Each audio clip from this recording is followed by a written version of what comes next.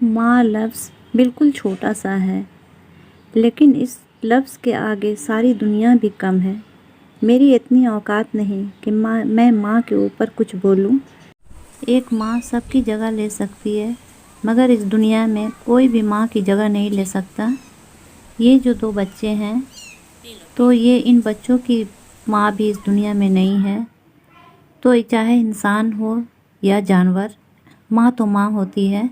तो इन बच्चों की जो तरफ है, ये तो बेज़ुबान बोल नहीं सकते, लेकिन इनकी जो तरफ है उसके लिए मैं कुछ गाऊंगी। माँ के लिए कुछ लफ्ज़। सूनी सूनी डगर, उजरा उजरा चमन, बिन तेरे ये न महकेगा मुस्के खुतन, टूट कर जैसे गिर जाएगा ये गगन, मेरी माँ तू है जन्नत में मस्तो मगन, कैसे तुझको कहूँ फिर से आ जा यहाँ, मेरी माँ मेरी माँ मेरी माँ हो मेरी माँ, मेरी माँ ओ प्यारी माँ। ये बच्चे जो हैं, उनकी माँ अब इस दुनिया में नहीं है।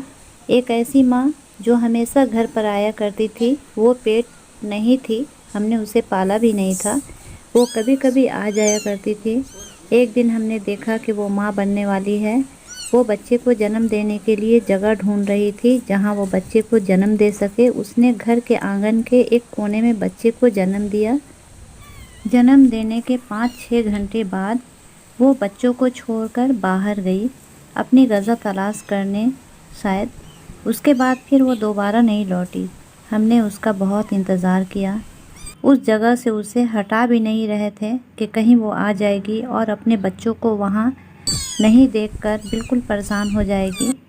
बच्चे भूख से तड़प रहे थे, बच्चों की आंखें भी नहीं खुली थी। हमने वहीं पर उसकी देखभाल शुरू कर दी। 3-4 दिन गुजर गए, माँ का इंतज़ार करके वो नहीं आई। या तो उसके साथ कोई हादसा हुआ होगा या वो मर गई। हम कंफर्म हो गए कि माँ अब मर चुकी है। अब हमारे सामने 2 बच्चे थे, उसे किसी तरह से ज़िंदा रखा जाए। माँ के बगैर पालना बहुत मुश्किल था। हमने सर्च किया कि बिल्ली के न्यूबॉर्न बेबी के लिए दूध कैसा होना चाहिए। उसी तरीके से हमने दूध बनाया और सिरिंज के ज़रिए उसे देने लगे। बच्चों की आंखें भी नहीं खुली थी, उसे माँ के बदन की गर्मी भी नसीब नहीं हुई थी। बच्चों को गर्मी चाहिए थी। हमने डब्बा में बल्ब लगाया ताकि उसकी गर्मी उसे मिल सके।